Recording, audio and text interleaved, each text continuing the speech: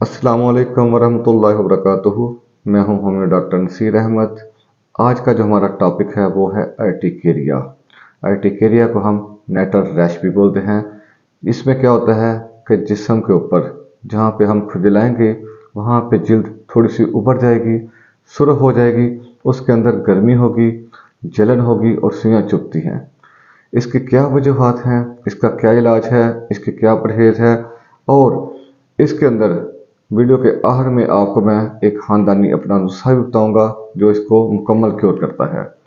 तो वीडियो शुरू करने से पहले आपसे गुजारिश है कि अगर आपने अभी तक हमारे चैनल को सब्सक्राइब नहीं किया तो पहले सब्सक्राइब कर दें। इसके अलावा बेल आइकन को प्रेस कर दें ताकि आने वाली हर वीडियो आप तक पहुंच सके। अर्टिकेरिया यानी कि खारिश, छपाकी, खुजलाना, इसको हम अर्टिकेरिया भी बोलते हैं और नेटल रैश भी बोलते हैं। इसमें क्या होता है कि इंसान जब अपनी जिल्द को खुजलाता है तो खुजलाने के साथ वहाँ पे पहले सुर्खी होगी, फिर वो जगह जिल्द से थोड़ी सी ऊपर उभर आएगी जिसके अंदर से गर्माहट होगी, सुइयाँ चुभेंगी, जलन होगी। तो इसके क्या वजूहात हैं? सबसे पहली जो वजह है वो है पानी का कम इस्तेमाल करना। अक्सर हजरात पानी बिल्कुल कम इस्तेमाल करते हैं। दूसरी वजह जो होगी वो होगी तजाबियत, मैदे के अंदर तजाबियत का रहना यानी कि तजाबियत की ज़्यादती। उसके बाद होगा गुर्दों का अपना फेल पूरा सरंजाम ना देना, या तो कमज़ोर हो जाना या फिर फेल हो जाना। उसके बाद हमारे पास आएगी एलोपैथिक ड्रग्स से हसासियत। उसके बाद हमारे पास होगी मुख्तलिफ इन्फेक्शन के बाद अमूमन अर्टिकेरिया हो जाता है। इसके बाद केमिकल में खाद भी है, स्प्रे भी है, सीमेंट भी है। इन केमिकल से भी अर्टिकेरिया हो सकता है। इसके अलावा हमारे पास कई दफ़ा ऐसे मरीज भी आते हैं जो पौधों से हसास होते हैं और वहाँ से उन्हें अर्टिकेरिया हो जाता है। इसके अलावा कई दफ़ा हमने घर में कुछ जानवर रखे होते हैं तो जानवरों से भी हमें ये तकलीफ हो सकती है।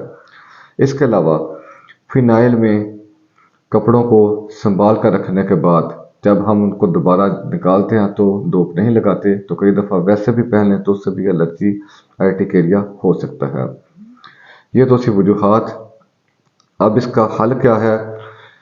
हल में हम सबसे पहले मरीज से एक सवाल करेंगे कि जब आपको अर्टिकेरिया होता है तो आप जब गर्माहट में जाते हैं, किचन में जाते हैं या धूप में जाते हैं या कंबल ऊपर लेते हैं तो आपको सुकून होता है, या जब आप सर्दी में जाते हैं, ताज़ी हवा में जाते हैं, नहाते हैं, उस वक्त आपको सुकून होता है।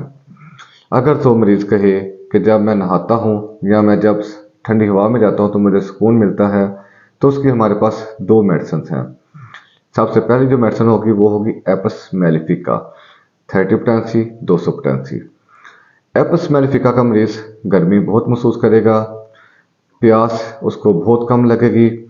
इसके अलावा चेहरे के ऊपर, आंखों के पास उसको सूजन हो सकती है, जिस्म के ऊपर भी सूजन हो सकती है। अगर उसको हम अंगूठे के साथ दबाएं तो उसके अंदर गड़ा भी पड़ सकता है। इसके अलावा एपस मेलिफिका के मरीज़ को पेशाब भी मिकदार में कम आता है। दूसरी मेडिसिन है, उसका नाम है अर्टिका यूरिनस। अर्टिका वैसे तो डॉक्टर आबर ने उसको सफ़े अव्वल में शुमार किया है, लेकिन अर्टिकेरिया की बेहतरीन दवाओं में यह भी शामिल है। इससे भी सर्दी में सुकून मिलता है, नहाने से ठंडी हवा में सुकून मिलता है और गर्मी से इसमें इजाफा हो जाता है। अब हम चलेंगे उन मेडिसिन की तरफ कि जिसमें मरीज़ कहता है जी जब मैं गर्म चीज़ का इस्तेमाल करता हूँ, कंबल ले लेता हूँ या चाय पीता हूँ या गर्म चीज़ खाता हूँ तो मुझे सुकून होता है, अगर मैं ठंडक में जाऊँ तो मुझे इजाफा हो जाता है। उसकी भी हमारे पास दो मेडिसिन हैं। पहली मेडिसिन का नाम है आर्सेनिकम एल्बम 30 200 पोटेंसी, दोनों में आप इस्तेमाल कर सकते हैं। इसमें मरीज़ को बहुत बेचैनी होगी। इसके अलावा पानी की प्यास होगी और वो भी एक या दो घूंट पानी पिएगा। इसमें जो मेन सिम्टम होगी वो होगी बेचैनी। ऐसे मरीज़ जिनका घर साहिल समुंदर के पास है वो भी इसके जिद में आ सकते हैं। दूसरा जो हमारे पास मेडिसिन की रेमेडी है वो है टुस्टॉक्स। टुस्टॉक्स में भी मरीज़ को गर्माहट में आराम होगा और सर्दी में ज़्यादती होगी। लेकिन इसकी जो अलामात होंगी वो मरतूब मौसम में नमूदार होंगी, यानी कि कोल्ड डैम्प वेदर। उसके बाद हमारे पास जो रेमेडी आएगी वो होगी बदहजमी। ऐसे मरीज जिनको बदहजमी या मैदे का मसला है, उनके लिए हमारे पास 2 मेडिसिन होंगी। एक का नाम है एंटीमोनियम क्रोड 30-285। एंटम क्रोड के मरीज को बदहजमी के साथ साथ उसकी जुबान के ऊपर सफ़ेद परत सी जमी हुई होगी। दूसरी जो मेडिसिन होगी वो होगी पल्सटिला। पल्सटिला का मरीज को भी गर्मी बहुत लगेगी, लेकिन जिसका मरीज चिकनी तली हुई चीज़ें पसंद करेगा। अब उसके बाद हम आते हैं बायोकेमिक एक मरकब की तरफ। अगर तो आप डॉक्टर हैं तो आप भी मेडिसिन के साथ इसको इस्तेमाल कर लें। अगर कोई मरीज़ है तो घर में भी ये कम्बिनेशन इस्तेमाल करें तो इंशाल्लाह अर्टिकेरिया से मुकम्मल तौर पर जान छूट जाएगी। अर्टिकेरिया के लिए 6x में ये कम्बिनेशन आपने लेके आना है।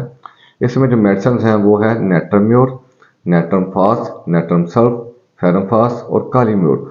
सब की 2-2 टैबलेट आप चूस लें, ज़ुबान पर रख के चूस लें। इसके अलावा पानी के साथ खा लें या पानी के अंदर घोल कर वैसे पी लें।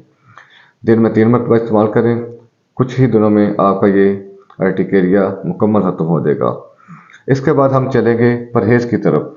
परहेज़ में हमारे पास होगा ऐसी अशिया जिनकी तासीर गर्म है, जैसे अंडा, खजूर, चाय, कॉफ़ी। इसके अलावा फास्ट फूड, मिर्च मसाले, ये गर्म चीज़ें परहेज़ करवानी होगी।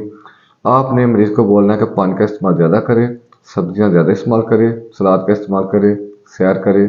इससे मुकम्मल मरीज़ सेहतयाब हो जाएगा। इसके बाद मैं आपको आज अपना एक ख़ानदानी नुस्खा बताता हूँ कि मेरे वालिद साहब अक्सर जब ऐसे पेशेंट आते थे तो जो मरीज़ आके बोलता था कि मुझे ये छपाकी निकल आई है और जब मैं गर्माहट में जाता हूँ तो मुझे आराम मिलता है, ठंडी हवा से या पानी से इसमें इजाफा हो जाता है। तो हम उनको कुश्ता संख, एक होता है संखिया नहीं, ये संख है, कुश्ता संख। एक चावल खुराक की हम खिलाते थे मरीज को, ऊपर से 1 कप चाय का और ऊपर कंबल दे देते थे। मैंने शायद कोई ऐसा मरीज देखा होगा कि जो ज़िंदगी में दोबारा आया हो और उसने बोला हो कि मुझे छपाकी दोबारा निकल आई है। हम 1 चावल खुराक एक दफ़े खिलाते थे और 1 चावल खुराक मरीज को देते थे कि घर जाकर भी आप इस्तेमाल कर लें। ये 2 खुराकें ही एक मरीज के लिए काफ़ी होती थी। और आज से तकरीबन 40 साल पहले का ये वाक़या है कि मैंने इस फार्मूला को आज़माया हुआ है, तो कभी मायूस नहीं हुए। मैं उम्मीद करता हूँ आज की वीडियो आपको पसंद आई होगी। अगर आपको वीडियो पसंद आए तो इसको लाजमी शेयर करें, कमेंट करें, लाइक करें और चैनल को सब्सक्राइब कर दें। अस्सलामु अलैकुम वरहमतुल्लाहि वबरकातुहू।